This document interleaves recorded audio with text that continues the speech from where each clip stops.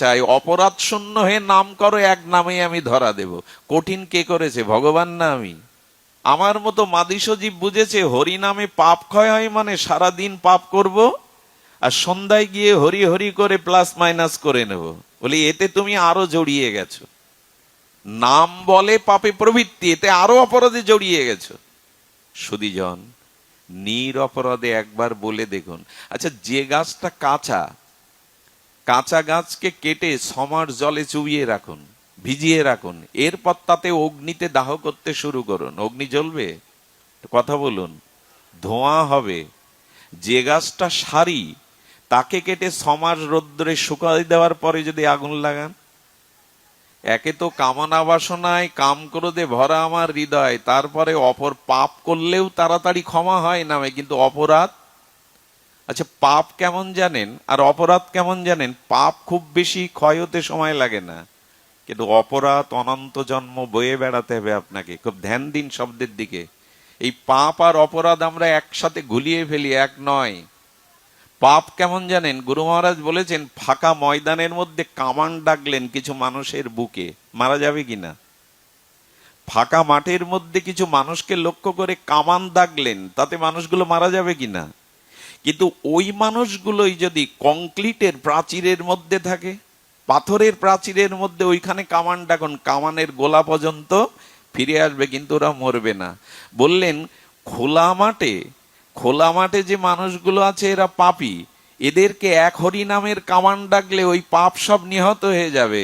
কিন্তু অপরাধ হলো কংক্রিটের প্রাচীরের মতো, ওর মধ্যে যারা আছে কামান ফিরে আসবে, কিন্তু তারা মরবে না। অপরাধ শূন্য হয়ে নাম করুন। পাপ তাড়াতে ভগবানের সূর্য উঠলে অন্ধকার দূর করতে সময় লাগে। আচ্ছা, অন্ধকারকে তাড়ানোর জন্য বন্দুক দিয়ে, তলোয়ার দিয়ে অন্ধকার তাড়াতে পারবেন? গায়ের বল দিয়ে অন্ধকার যাবে কি করে? আলো জ্বেলে দিন। এর জন্য কামান ডাকতে হবে না, বল প্রয়োগ করতে হবে না। তেমনি পাপ দূর করবার জন্য অন্য কিছু করতে হবে না, সর্বমহা প্রায়শ্চিত্ত যে হরি নামে। কিন্তু অপরাধ যদি থাকে, তবে কোটি জন্ম নাম করলে প্রেম পাবে না। এখন আমরা অপরাধে জড়িয়েই নাম করছি। কিছু অপরাধ নেবেন না।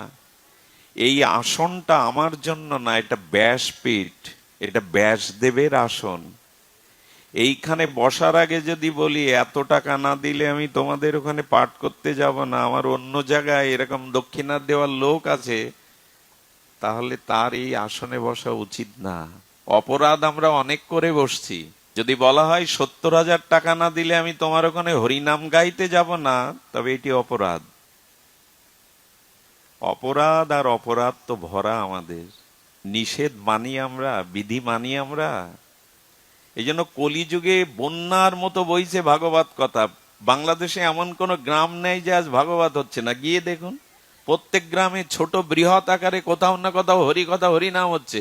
কাজ হচ্ছে কোথায়? আমাদের এক স্বামীজি বলতেন যে সন্ধ্যাবেলায় বাবা আর ছেলে দুইজনই মাঝি, একজন হাল আর একজন ডাড়ে বইছে। সারা রাত হাল আর ডাড় বয়ে এই বৃদ্ধ পিতা প্রভাতের আলো যখন ফুটছে বলছে, খোকা দেখতো নৌকা কত দূর এলো। খোকা অবাক বিষয়ে বলছে, বাবা নৌকা যে বটতলায় ছিল, যে ঘাটে ছিল সেখানেই। তাহলে সারা রাত বাইলাম কি? বললো গ্রাফই তুলিনি। গ্রাফিটা তোলা হয়নি, অথচ হাল আর ডাড় বাওয়া হয়েছে। আমরা খুব পাঠ করছি, খুব কীর্তন করছি, খুব ধর্মকর করছি, তো অপরাধ থেকে আমরা নিজেকে বাঁচাচ্ছি না। শোনেন, ভাগবত কোনো শুধু গল্প গাথা নয়, ভাগবত মানে জীবন দর্শন। এই অপরাধ আমাদের 10টা বলেছেন, 10 নাম অপরাধ। আমার মনে হয় শ্যামসুন্দর পণ্ডিত বাবা বলেছেন, যদি আরো 20টা জুড়ে দেওয়া হয় আমরা মানব না। 10টা তো মানছি না। প্রথমেই বলা হয়েছিল যারা ভাগবত প্রচারক, যারা শুদ্ধ ভক্ত, তাদের নিন্দা না করতে। সাধু নিন্দা। আমি মাঝে দেখি আমার সামনে একজন একটা সাদা কৌটো বের করেছে, ও 4টে মুখ। কটা মুখ? 4টে মুখ। একটা থেকে পান বের করেছে, আর একটা থেকে চুন, আর একটা থেকে মশলা। দেখি এক কৌটার 4টে মুখ। তা বললাম এত কিছু দিচ্ছেন কেন? বললো ঘাসের মতো লাগে মশলা জর্দা না দিলে। এখন আমরা এক জায়গায় হলে আমাদের জিহ্বায় রস হয় না যদি পরনিন্দা পরচর্চা না করি। আর বিশেষ করে তো সাধু নিন্দা করতে আমাদের আর উৎসাহ লাগে না, এমনি রস এসে যায়। দেখেন, এইসব অপরাধ থেকে দূরে থাকুন। ভগবত ভক্তের নিন্দা, সাধু নিন্দা, আচ্ছা কে কি করছে তাতে আপনার আমার কি? তাকে বলে আপনি সংশোধন করতে পারবেন? রাজা হলে পারতেন সাজা দিয়ে, আপনি তো রাজা না, তো ওর দোষ গুণকীর্তন করে আপনি কি করছেন? বলে সাধু দোষ করলে বলা যাবে না, আপনি ফেরাতে পারবেন তো তাকে? দেখুন, আমি আপনাদের বলছি, প্রকৃত ভাগবত কারা? অন্যের দোষ দেখে যারা সমালোচনা করে এরা প্রকৃত সাধু হৃদয় না। জানে আমি সমালোচনা করলে অলক্ষ্যে তাকে ফেরাতে পারবো না। প্রকৃত সাধু কে জানেন? যে তার অলক্ষ্যে, তার দোষের ব্যথাটা বুকে নিয়ে ভগবানের কাছে কাঁদে, ওকে সংশোধন করে দাও, ওকে শুদ্ধ করে দাও। এই হলো সাধু। সমালোচনা সবাই করতে পারে, কিন্তু তাকে সৎপথে আনার জন্য ভগবানের কাছে চোখের জলে প্রার্থনা সবাই করতে পারে না। আচ্ছা, লক্ষ্যহীরা যে হরিদাস ঠাকুরের চরিত্র হননে গেছেন, উনি জানেন না? লক্ষ্যহীরা সাজগোজ দেখে বোঝেননি হরিদাস ঠাকুর যে কেন এসেছে বেনাপোলের জঙ্গলে। জেনেছিলেন যে লক্ষ্যহীরা চরিত্র হননের জন্য এসছেন। 3টে রাত্রি তাকে বসিয়ে কেঁদেছেন হরিনামের কাছে, ভগবানের কাছে, ওকে শুদ্ধ করে দাও প্রভু, ও হৃদয় পরিবর্তন করে দাও। অভিশাপ দেওয়ার ক্ষমতা রাখতেন উনি, ব্রহ্মার অবতার। একজন পতিতাকে, বেশ্যাকে পেয়ে ভগবানের কাছে কেঁদেছেন, ওকে শুদ্ধ করে দাও। ইনি সাধু। সমালোচনা করে কি করবেন? তার জন্য কেঁদেছেন ভগবানের কাছে। প্রকটিত হইয়া আচার্য করেন বিচার, কৃষ্ণ ভক্তি শূন্য সব বিষয় ব্যবহার। অদ্বৈত আচার্য প্রকট হয়ে দেখছেন কারো মধ্যে ভক্তি নাই, হরিনাম নাই, সব অপরাধে অভক্তিতে জড়িয়ে আছে। তুলসী পাতায় কৃষ্ণ নাম লিখে সরোধ্বনি গঙ্গায় কাঁদছেন, কাঁদে বাহু তুলি, ফুলি ফুলি প্রভু এই জীবদের প্রেম দাও, তুমি নেমে এসো। জীবের জন্য কাঁদছেন অদ্বৈত আচার্য। আমরা অন্যের জন্য কাঁদি, প্রার্থনা করি না, তার সমালোচনা করি। হিন্দু জাতির মধ্যে বহু মত পথ থাকতে পারে, তাতে বিরোধ নেই, কিন্তু এক মত আর এক মতকে সহ্যই করতে পারে না। নিন্দা সমালোচনা, এই জাতির কল্যাণ কি করে হয়? আমাদের বা আত্মকল্যাণ কি করে হয়? প্রথমে নিন্দাটি বাদ দিন। ভাগবত এহেন কথা বলে দিয়েছেন, মদ্যপের যদিও হইবে উদ্ধার, পরনিন্দাকারীর নাহিক নিস্তার। মদ্য মাতালও যদি কখনো সাধু সঙ্গ পায়, মহৎ কৃপা পায়, সে উদ্ধার হতে পারে, কিন্তু সাধু নিন্দা পরনিন্দাকারীর এ জগতে কেন, কোন জগতে নিস্তার নাই। এই বাণীটা কি এখান থেকে নিয়ে যাব আমরা? নিয়ে যাব না। এহেন কৃষ্ণ নামে, এহেন কৃষ্ণ কথায় প্রেম না হয় অঙ্কুর, জানিও দেহে আছে অপরাধ প্রচুর। আমার নামে প্রেম হয় না কেন? হরি কথাতে আমার চিত্ত শোধন হয় না কেন? আমার চরিত্রের সংশোধন হয় না কেন? আমি পাপ বুদ্ধি ত্যাগ করতে পারি না কেন? বলো, অপরাধে নাম নিচ্ছ, এই জন্য কাজ হচ্ছে না। অপরাধ প্রচুর। আসুন, গুরুকে মনুষ্য জ্ঞান করা যাবে না। আর বহুদিন ধরে হরিনামের মহিমা শ্রবণ করেও হরিনামে ব্রতী না হওয়াও এক অপরাধ। এত হরিনামের কথা শুনছি, অথচ নিজে হরিনাম আমি করি না। আমি বুদ্ধিমানের কথা বলতে বলতে এত দূর চলে এসেছি। লক্ষ্যকে ছাড়িয়ে অন্যদিকে যাওয়া উচিত নয়। আমরা এখন লক্ষ্যে ফিরে আসি। বুদ্ধিমান তিনি নিজের আত্মকল্যাণ যিনি করতে সক্ষম। অকল্যাণ কোনটা, কল্যাণ কোনটি, এটি যিনি জানতে পেরেছেন, সিদ্ধান্ত নিতে পেরেছেন আমার এটিই কল্যাণ, ধীর স্থির প্রজ্ঞ হয়ে যিনি স্থির সিদ্ধান্ত নিতে পেরেছেন এটিই আমার কল্যাণ আর অকল্যাণ, আজ এই বিষয়ে সামান্য আলোচনা। কল্যাণ কিসে হয় এবং অকল্যাণ কিসে হয়, এই প্রসঙ্গে আমি এতক্ষণ ভূমিকাতে ছিলাম।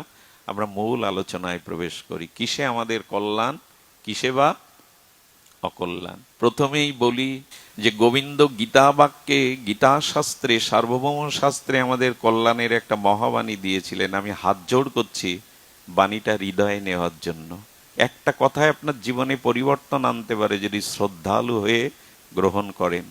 বুদ্ধিমান তিনি, কল্যাণের সিদ্ধান্ত নিয়েছেন বা অধিকারী তিনি কে? তিনি গোবিন্দ বলেছেন অশক্তি অনভিসঙ্গ গৃহ দ্বারা পুত্রা দেশু।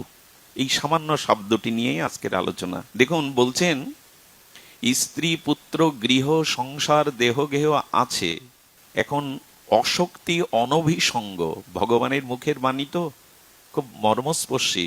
বললেন এরা আছে, এদের প্রতি প্রবল আসক্তি দিও না। এইটাই হলো নিজ কল্যাণের উপায়। স্ত্রী আছে, পুত্র আছে, পিতামাতা আছে, ঘর সংসার আছে, দেহ আছে, কিন্তু এদের প্রতি মাত্রা অতিরিক্ত আসক্তি যদি আনো, তুমি তোমার কল্যাণ কখনো করতে। এই জন্য বললেন অশক্তি অনভিসঙ্গ, এদের মধ্যে থাকো কিন্তু এদের সাথে মিশে যেও না। আমরা তো মিশে গেছি। এই জন্য ভগবান বললেন যে আচ্ছা এই মাস, এই যে দামোদর মাস, আপনারা প্রশ্ন করতে পারেন তুমি দামোদর কথা কেন বলছে না? সবাই তো দামোদর কথা বলছে, কিন্তু দামোদরে পৌঁছার আগে দেখুন এই মাস হলো ভগবানকে প্রেমডোরে বন্ধনের মাস। কিসের মাস? এই মাসে ব্রজলীলাতে, দামবন্ধন লীলাতে গোবিন্দ বন্ধন স্বীকার করেছিলেন। ইতিপূর্বে ভগবানকে কেউ এভাবে বাঁধতে, ইতিপূর্বে কেউ ভগবানকে এভাবে বাঁধতে পারিনি। আর এই মাসও ভগবানের ন্যায় ভক্ত তাসহং তাদিসং মাসং, এই মাসও দামোদর ভক্তবৎসলের মতো তিনিও ভক্তবৎসল। তাদিসং মাসং, এই মাসও ভক্তবৎসল। এই মাসে প্রেম অনুরাগে, ভজন অনুরাগে, প্রীতি অনুরাগে ভগবানকে বন্ধন করবার মাস। এখন আমার মনে হয় আমরা ভগবানকে বন্ধন করবার মাসে ভগবানকে বাঁধছি তো, ভগবানকে বন্ধন করছি তো। আমার মনে হয় আমার মতো যারা, তারা আমরা ভগবানকে না, বন্ধন করছি সংসারকে। আমি আমার এই মোহ মায়া আসক্তিতে আমরা বাঁধতে শিখেছি গোবিন্দকে না, দামোদরকে না, আমরা বাঁধতে শিখেছি আসক্তি দ্বারা সংসারকে। আর আমাদের যা আসক্তি, প্রাতঃস্মরণীয় পরম বন্দনীয় বৈষ্ণব সেবার মূর্তিমন্ত বিগ্রহ ছিল মুরারীমোহন দাস বাবাজি মহারাজ। উনি ওনার প্রবচনে একদিন একটা কথা বলেছিলেন যে আমার মতো যারা আসক্তিতে সংসার বেঁধেছে আষ্টে পৃষ্ঠে, তাদের দশা কেমন জানেন? মৃত্যুর সময় এক ৮০ বছরের বৃদ্ধ প্রশ্ন করছে স্ত্রীকে, ওগো তুমি কোথায়? স্ত্রী বড় আদরে অনুরাগে বলছে, এই তো আমি তোমার মাথার কাছে। বড় খোকা তুমি কোথায়? বলে, বাবা আমি তোমার দক্ষিণ হস্তে ডান হাতে বসে আছি। মেজ খোকা? বলে, বাবা আমি তোমার বাম হাতে বসে আছি। ছোট খোকা কোথায়? ছোট কাকা বলতে, বাবা আমি তোমার চরণের কাছে বসে আছি। শ্বাস উঠেছে, সেই মুহূর্তে কি বলে মারা গেল জানেন? তোরা সব এখানে তো দোকানে কে? আমরা বেঁধেছি এই, তোরা সব এখানে তো দোকানদারি করছে কে? শ্বাস উঠেছে, মৃত্যুবরণ করছে, সবার খোঁজ নিচ্ছে কে কোথায়। সবশেষে বলে কি মারা গেল? দোকানে কে? তোরা সব এখানে তো দোকানে কে। এই দুর্দশা আমার। আমি সারা জীবন যা বেঁধে গেলাম সংসারকে, মৃত্যুর সময় হরিয়ে আসবে না। মৃত্যুর সময় বিছানা বালিশ স্ত্রী পুত্রর গলা জড়িয়ে ধরে মুঠোবদ্ধ করে বলবো যাব না। যাবি না তো আবার আয়, বারবার আয় জন্ম মৃত্যু চক্রে। বুদ্ধিমানকে যে নিজের কল্যাণ করতে পারে। জং জং বাপি সরং ভাবং তেজে অন্তে কলে বরং তং তম বৈতিকন্তেও সদা তদ্ভাব ভাবিতা। এ শ্লোক কার না মুখস্থ গীতার? কিন্তু এই শ্লোকটা শেষের দিনে কাজে আসবে তো, যে মৃত্যুর সময় স্ত্রী নয়, পুত্র নয়, গৃহ নয়, আপনজন নয়, যেন তোমার কথা মনে পড়ে। হে গৌর, যেন হা গৌর বলতে পারি। এই যে মৃত্যুর সময়ের চিন্তাই যে পরবর্তী জন্মের কারণ হবে, সারা জীবন কাকে বেঁধে যাচ্ছি, কার প্রতি মমতা দিচ্ছি যে মৃত্যুর সময় স্মরণ আসবে? এই জন্য একটু সতর্ক হন। এত মমতা ভালো না, এত আসক্তি দেহ রূপ যৌবন সংসার স্ত্রী পুত্রের প্রতি এত আসক্তি ভালো না। এই আসক্তি ডুবিয়ে দেবে। ভগবানকে বাঁধছেন মা যশোদা, আমরা বাঁধছি সংসার। দামোদর শুনে কি করব? দামোদর শুনে গিয়ে ভগবানকে বাঁধবার মতো প্রেম ভক্তি সঞ্চয় করব তো? এরকম ব্যাকুলতা আসবে তো। দামোদর সারা মাস ধরে শুনলাম দামোদর ব্রতের কথা, শুনতেও ভালো লাগে। স্বয়ং ভগবানকে বেঁধে রেখেছে মা রঞ্জু দ্বারা, প্রেমডোরে বাঁধে মায়, আমি কি বাঁধলাম সারা জীবন? দামোদর তো শুনবো আমরা, তা আমি কি বাঁধবো? আমি সংসারকেই তো বেঁধে রেখেছি, স্ত্রী পুত্র নিজের মান যশ খ্যাতিকে রূপ যৌবনকেই তো মোহ দ্বারা বেঁধে রেখেছি। তবে এই বন্ধন, এই আসক্তিটা কমাতে হবে। বলে কি করে কমবে? বন্ধনে তো জড়িয়ে গেছি, এই আসক্তি কমানোর জন্যই ভাগবত ভক্ত সঙ্গ। দেখুন এখানে এখন যারা আছেন, একটা তাপ চলছে, তাপ প্রবাহ তো আছে, কিন্তু কোন মুখের দিকে তাকে আমার মনে হচ্ছে না এই মুহূর্তে কেউ সংসার চিন্তা করছেন এখানে বসে। কারো মুখ দেখে আমার এটা মনে হচ্ছে না। এর কারণ কি? এখানে কেউ জাদু দেখাতে আসেনি, এখানে কোনো জাদুর হাড় গোড় মুন্ডু মালা আনেনি, তো কোনো মন্ত্র ঝাড়া হয়নি, তো আপনার সংসার চিন্তা কোথায় গেল? মাথা থেকে সংসারের বোঝাটা নেমে গেল কেন? বলে এই জন্য যেখানে সাধু সঙ্গে হরিকথা কর্ণ দিয়ে হৃদয়ে প্রবেশ করে, সেখানে আর মাথায় কোনো ভারী বোঝা থাকে না, হৃদয়ে আর সংসার চিন্তা থাকে না। এখানে তো কারো কথা মনে নেই। বলে এটার কারণ কি? বলো এই মোহ মায়া, এই আসক্তি আমাদের শেষ করে দিয়েছে। আপনি ভাবতে পারেন, যৌবনেই যিনি স্ত্রী ত্যাগ করেছিলেন, রাজ্য ত্যাগ করেছিলেন, পুত্র ত্যাগ করেছিলেন, যৌবনেই মলবৎ ত্যাগটা করেছে কেমন? মলমূত্র ত্যাগ করে যেমন ঘৃণা ভারে পেছন ফিরে আর কেউ তাকায় না, এরকম মলবৎ ত্যাগ করেছিলেন ভরত। গণ্ডকী নদীর তীরে ভজন করলেন তিনি, স্ত্রী রাজ্য পুত্র ছেড়ে তার 2 জন্ম পিছিয়ে যেতে হলো শুধু হরিণের প্রতি মায়াতে। আপনার আমার কি হবে? পতন হয়নি এই কারণে যে ভগবত চরণে যারা একবার আশ্রয় নিয়েছে তাদের পতন হবে না, পিছিয়ে যাবে, সময় লাগবে, কিন্তু পতন হবে না। নমে ভক্তা প্রণশ্যতি, গোবিন্দ বলেছেন একবার যারা সদ্গুরুদেবের চরণ আশ্রয় করেছে, একবার যারা ভাগবত ধর্মকে আশ্রয় করেছে, একবার যারা আমার চরণে শরণ নিয়েছে, তাদের অপরাধে পাপে পিছিয়ে যেতে পারে, পতন তাদের হতে আমি দেব না, আমি তাদের পতন হতে দেবই না। 2 জন্ম পিছিয়ে গেল কিন্তু পতন হয়নি। এখন আসক্তি আমরা কাটাতে পারছি না। এই আমি এবং আমার, এই দুটিই হলো বন্ধন। আমি শরীর, আর শরীর সম্পর্কজাত স্ত্রী পুত্র আমার। এখন আপনারা মনে মনে বলবেন, তাহলে বাড়ি গিয়ে দুর্ব্যবহার করবো এদের সাথে, পিতামাতা বউ ছেলে মেয়ের সাথে দুর্ব্যবহার করব, তোমরা কেউ আমার না? এই কথা কি বোঝাচ্ছি আমি? এই কথা বলতে চাচ্ছি? গোবিন্দ তা বললেন না।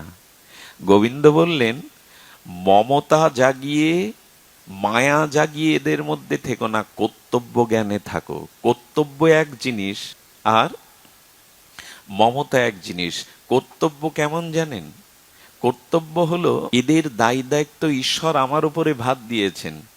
পিতার প্রতি, মাতার প্রতি, স্ত্রী পুত্রের প্রতি আমার যে কর্তব্য দায়িত্ব, সেটা ঈশ্বরের ভার, ঈশ্বর আমার উপর ভার দিয়েছেন। তাই যতদিন বাঁচবো এদের প্রতি কর্তব্য করব, কিন্তু নির্মম হয়ে। নির্মম মানে নিষ্ঠুরতা না, মায়াকে না জাগিয়ে। বলি বলুন তো। আচ্ছা চলুন ভগবানের মুখ থেকেই শুনি কেমন করে আসক্তি ত্যাগ করতে হয়। রামচন্দ্র রাজ্য অভিষেকের দিনে বনবাসে যাচ্ছে। রাম ভগবানকে একজন জিজ্ঞাসা করছেন, প্রভু আপনি অযোধ্যার রাজ সিংহাসন আর অযোধ্যার রাজপুরী ছেড়ে বনবাসে যাচ্ছেন, আপনার কষ্ট হচ্ছে না এই রাজপুরী ছেড়ে যেতে? আপনি আমি কি করতাম? আমি রাজা হব, রাজ সিংহাসনে আসীন হব, ওই দিন যদি আমার বনবাস হতো, আপনি আমি কি করতাম? আমার কান্নায় তো পাড়ার লোকের কান্নার চোখের জল শোকাতো না। রাম হাসছে আর বলছেন, যে রাজপ্রাসাদটার কথা তুমি বলছো ওটা ধর্মশালা, ওটা আমার আপন গৃহ না। এই দেখুন প্রভু রামের কথা। মর্যাদা পুরুষোত্তম বলছেন, এর আগে দিলীপ, রঘু, হরিশ্চন্দ্র আমার পূর্বপুরুষ এই রাজপ্রাসাদে বাস করেছে, এখন আমি বাস করছি, আমার পরে আমার উত্তর পুরুষগণ এই গৃহেই বাস করবে, এটা তো আমার নয়। আচ্ছা কোন তীর্থে গিয়ে 15 দিন কোন ধর্মশালায় আপনি থাকলেন, থাকে না মানুষ ধর্মশালায়? 15 দিন পরে ধর্মশালা ছেড়ে আসতে গিয়ে কি কান্নাকাটি করেন? এই বাড়ি আমি ছাড়বো না, এ আমার।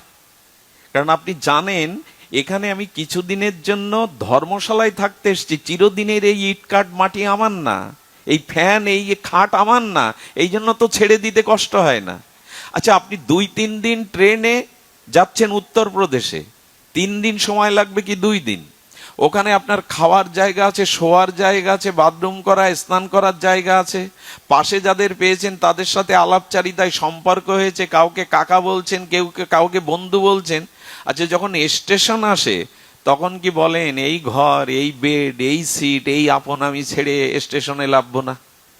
বরঞ্চ ওদের দিকে আর তাকাবার তখন সময় হয় না, ব্যাগ নিয়ে তাড়াতাড়ি লেবে পারেন। ওরা তো এই পর্যন্তর সাথী। ভগবান রাম বললেন সংসারটা ধর্মশালা, এখানে তোমার আগেও অনেকেই ছিল, তোমার পরেও এখানে অনেকেই থাকবে, চিরস্থায়ী এটা জায়গা নাই। এই কর্তব্য জ্ঞানে সংসারে থাকো। আমরা তাই করি, আমার আর আমার, সব আমার। এই জ্ঞানটাই ভাগবত থেকে নিতে হয়। আসক্তিটা, মমতাটা ত্যাগ না করলে এই বন্ধন, গোবিন্দকে বাঁধতে পারা তো দূরের কথা, দাম বন্ধন লীলা শুনে আমরা কি বাঁধবো, কি বাঁধছি আমরা? দেখুন, যশোদাকে বহুবার বলা হয়েছিল, নন্দ বাবাকে বহুবার বলা হয়েছিল, তোমার পুত্র কামনায় ব্রজবাসীরা পুত্রেষ্টি যজ্ঞ করছে, তোমরা গিয়ে একটু আহুতি দাও। কি বলেছিল জানেন নন্দ রাজা? জরা মরণশীল পুত্র আমি চাই না, এই জন্য ওখানে আমি যেতে চাই না। আমি পুত্র চাই যার জন্ম নেই, মৃত্যু নেই, অজর অমর সৎশত সনাতন, সেই রূপ পুত্র চাই। আসক্তিটা জন্ম মৃত্যু জরাব্যাধি পুত্রের দিকে না, স্বয়ং ভগবানকে পুত্র রূপে পাওয়ার আসক্তি। এমনি বাঁধতে পারে? ভগবানকে ব্রহ্মা অবাক হয়ে গেছেন, নারদ অবাক হয়ে গেছেন, শিব ঠাকুর অবাক হয়ে গেছেন। যশোদার মধ্যে আছেটা কি? পরম ব্রহ্মকে বেঁধে রেখেছেন উনি। বলে এমনি কি বেঁধেছেন? উনি জগতের মায়ার পুত্র চাননি, রক্ত মাংসের পুত্র চাননি, উনি ভগবানকেই পুত্র রূপে পাবেন বলে সাধনা করেছেন, ব্যাকুলতা জাগিয়েছেন। আপনার আমার ভগবানকে পাওয়ার এই ব্যাকুলতা কোথায়? আমি আপনাদের অনুরোধ করি, কর্তব্য জ্ঞানে সংসারে থাকুন, খুব আমার আমার করতে যাবেন না। আর এখানে আমার আমার করলেও সবাই আপনার হবে না। জেনে রাখুন, যাদের আমার আমার করছেন এরা সুযোগ পেলে ছোবল দেবে আপনাকে। দুঃখ আকাশ থেকে কেউ দিতে আসে আপনার জীবনে? মাটি ভরে কেউ দুঃখ দেয়? দুঃখ দেয় যাদের ভালোবেসে সর্বস্ব দিয়েছেন, তারাই ঠকায় আপনাকে, তারাই আপনাকে ব্যথা দেয়, আঘাতটা তারাই করে। সুধীজন, খুব সতর্ক হন। সতর্ক আর আমরা হয়েছি। স্ত্রী পুত্র আছে, আপনি ওদের কর্তা নয়। আপনি এখনই মারা গেলে ওদের কর্মফলে যা আছে ওরা পাবে, ওরা বেঁচে যাবে। আপনি ওদের খাওয়া পরার মালিক নন। আপনি মনে করছেন আমি মা, আমি না থাকলে ওদের কি হবে? কিচ্ছু হবে না, ওদের প্রারব্ধে যা আছে ওরা পাবে। আপনি থাকলেও পাবে, না থাকলে। আপনি কর্তা নন, আপনি ওদের ভরণ পোষণের মালিক নন। গীতায় ভগবান স্পষ্ট জানিয়েছেন, গতির ভর্তা প্রভু সাক্ষী, নিবাস সারানাং শ্রুরিদ, প্রভাব প্রলয়ং স্থানাং নিধনানাম বীজম অব্যয়াম। আমি সমস্ত জীবের বীজ, আমি গতি, আমি ভর্তা, আমি প্রভু, আমি সাক্ষী, আমি নিবাস, আমি জীবের আশ্রয়। তুমি কর্তা নও, তোমার সে সামর্থ্য নাই। আপনি কেন ভেবে বসে আছেন আমি না থাকলে তোদের কি হবে? কিচ্ছু হবে না। আপনি মারা যান, ওই পরিবারের প্রাণীগুলো বেঁচে যাবে, ওদের ভাগ্যে যা আছে ওরা তা পাবে। আপনি মিছে মিছে অভিমান করে আছেন, আরে আমার সন্তান নাই, এই মায়াতে কাঁদছেন কেন? গোবিন্দ বললেন, তোমার সন্তান নাই, এই শূন্যস্থানটা আমি তোমাকে দিয়েছি। কেন জানো? ওই শূন্যস্থানে তুমি আমাকে বসাবে বলে। কিন্তু এই বুদ্ধিটা তোমার নাই। আমার পুত্র নাই, আমার সন্তান নাই বলে আপনি হাউমাউ করলেন সারা জীবন, আউলি বাড়ি গেলেন, মাথা খুঁড়লেন দেবতার মন্দিরে। গোবিন্দ বলছেন ওই শূন্য স্থানে গোপাল করে আমাকে বসাও না, সে বুদ্ধি নাই। এখন প্রশ্ন করতে পারেন, গোপালকে বসালে গোপাল মা বলে ডাকবে? আমার উদ্ধারের ভার নেবে? গোবিন্দ ঘোষের ভার নিয়েছিল অগ্রদ্বীপে, শ্রাদ্ধ পর্যন্ত পড়েছিল ভগবান, মালসা পর্যন্ত হৈসন্ন করেছিল এই অগ্রদ্বীপে। কেন নেবে না? দায়িত্ব তিনিই 16 আনা নিতে পারেন, অন্য কেউ পারেন না। অনেকেই বলে আমার স্ত্রী মনের মতো না, এই দুঃখ নিয়েই গল্প দিয়ে বেড়ায়, আমার স্বামী মনের মতো না। ভগবান বলছেন ওইটা যে মনের মতো না, ওটা কেন করেছি জানো? ওই শূন্যতাটা, কারণ ওই জায়গাটাই তুমি আমাকে বসাও। এই বুদ্ধিটা ভাগবত থেকেই নিতে হবে। যেমন লক্ষ্য করুন, আমাদের এক মহাত্মার স্ত্রী বড় বিমুখ, তাকে প্রশ্ন করা হলো, একনামজিকে প্রশ্ন করা হলো, বাবা আপনার স্ত্রী বিমুখ, আপনি হরিনাম করতে থাকলে একটু জল ফেলায় আপনার মাথার উপরে, তা আপনার কষ্ট হয় না? বলে ও তো আমার মঙ্গলের জন্যই রাম আমার কাছে রেখেছে। বলে কি মঙ্গল? বলে স্ত্রী যদি খুব অনুগামিনী হতো, আমার প্রতি খুব অনুরাগ সেবা থাকতো, তাহলে আমার আসক্তি মনটা ওর দিকে যেত। রাম চেয়েছে ওই আসক্তিটা স্ত্রীর দিকে না গিয়ে আমার দিকে দিতে। যে এইভাবে ভাবলে আর কষ্ট থাকবে তার? এই বুদ্ধিটা ভগবান বলছে দদামি বুদ্ধি, যখন এই বুদ্ধিটা আমি দেই, মনের মতো স্ত্রী পাওনি তো হাওমাও করছো কেন? ওই স্ত্রীর প্রতি যে আসক্তিটা, ওটা আমার প্রতি দাও।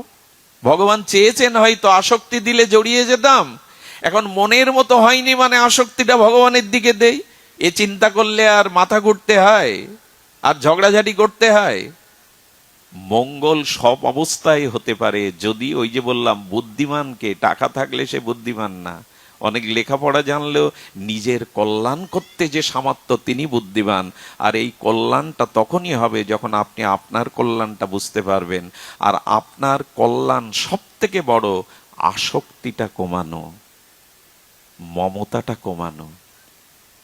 এই যে আমার আসার আগে ও একটা লীলা বলছিল শুভ, ওই যে তরণী সেনের কথা, যুদ্ধে যাচ্ছে তো মা বলছে আমার কোলে আর যেন ফিরে না আসিস। কোন মা কোন সন্তানকে একথা বলতে পারে?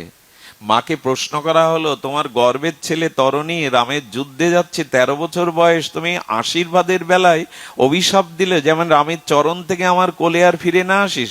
বললো আমার কোলে ফিরে আসলে তো তাকে কর্মফল ভোগ করতে হবে, বারবার জন্ম মৃত্যু চক্রের সংসারে আসতে হবে, কিন্তু রামের চরণে যদি একবার যেতে পারে আর তাকে এই জন্ম মৃত্যু চক্রে আসতে হবে না, ওখানেই যাওয়া তার শ্রেয়। এই বুদ্ধি কখন হয়? যখন মানুষ ভজন করে, দদামি বুদ্ধি যোগম। ভাগবত ভজন হতে এই বুদ্ধিটা আসবে। এই জন্য আমি আপনাদের বিশেষ করে অনুরোধ করছি, কৃপা করে ধ্যান দিন। আসক্তি ভালো নয়। আসক্তি কাদের প্রতি করছেন? যারা আপনাকে ঠকাচ্ছে, আপনার জীবনটাকেই নষ্ট করে দিচ্ছে। আসক্তি একমাত্র ভগবানকে দিন। ভয় কেন আসে জানেন? ভগবানের থেকেও যদি দ্বিতীয় বস্তুতে আসক্তি বেশি থাকে, তখনই আপনার জীবনে ভয় এসে হাজির হবে। ভগবানের থেকেও যদি অন্য কারো প্রতি আসক্তি বেশি থাকে, তখনই আপনার জীবন ছিন্ন ভিন্ন হয়ে যাবে। ভগবানের থেকে আপন কাউকে করতে যাবেন না, এই কথাটা সারা জীবন ধরেও বুঝতে হবে, বারবার বোঝাতে হবে, তার থেকে আপন কেউ আমার নাই। এ কথা যে কত শতবার, কত কোটিবার বলেছি, সেই 9 বছর বয়স থেকে তো বলতেই আছি প্রতিদিন। এই জগতে কেউ কারো নয়। আমি দেখেছি মৃত্যুর পরে কি বলে জানেন? আত্মীয় স্বজন, পুত্র পরিজন কি বলে জানেন? বাবা এই জামাটা ভালোবাসতো, এই গায়ে দিয়ে মরেছে, এই জামাটা চিতায় দাও। বাবা এই খাটটাতে শয়ন করতে, এই খাটটাও শ্মশানে দিয়ে এসো। এই ছাতিটা, লাঠিটা বাবা খুব ভালোবাসতো, বাবার খুব প্রিয় ছিল, এটা শ্মশানে দিয়ে দাও। কিন্তু হাতে যদি 2 ভরি সোনার আংটি থাকে, কি বলবে? এদের জন্যই আপনি ফেসে গেছেন সারা জীবন। ওই কান্নাকাটির মধ্যে কোন ফাঁকে আংটি খুলে ঘরে তুলবে, আপনাকেও মনের ভুলে তুলবে না, কিন্তু আংটি ঘরে তুলতে ওদের ভুল হবে না। এদের জন্যই ভগবানের প্রতি ভালোবাসা বাদ দিয়ে এদেরকে বেঁধেছেন। কি লাভ করলেন আপনি? লাভ আর আমরা করেছি, যা বুঝেছি তা ভালোই বুঝেছি আমরা। এই জন্য শাস্ত্র বলছেন, সংসারে কর্তব্য কর্ম করো। কেমন করে? তার দৃষ্টান্ত গীতা শাস্ত্র। ভগবান চেয়েছেন হয়তো আসক্তি দিলে জড়িয়ে যেতাম, এখন মনের মতো হয়নি মানে আসক্তিটা ভগবানের দিকে দেই। এ চিন্তা করলে আর মাথা ঘুরতে হয়, আর ঝগড়াঝাটি করতে হয়? মঙ্গল সব অবস্থায় হতে পারে, যদি ওই যে বললাম বুদ্ধিমানকে, টাকা থাকলে সে বুদ্ধিমান না, অনেক লেখাপড়া জানলেও নিজের কল্যাণ করতে যে সামর্থ্য তিনি বুদ্ধিমান। আর এই কল্যাণটা তখনই হবে যখন আপনি আপনার কল্যাণটা বুঝতে পারবেন। আর আপনার কল্যাণ সব থেকে বড় আসক্তিটা কমানো।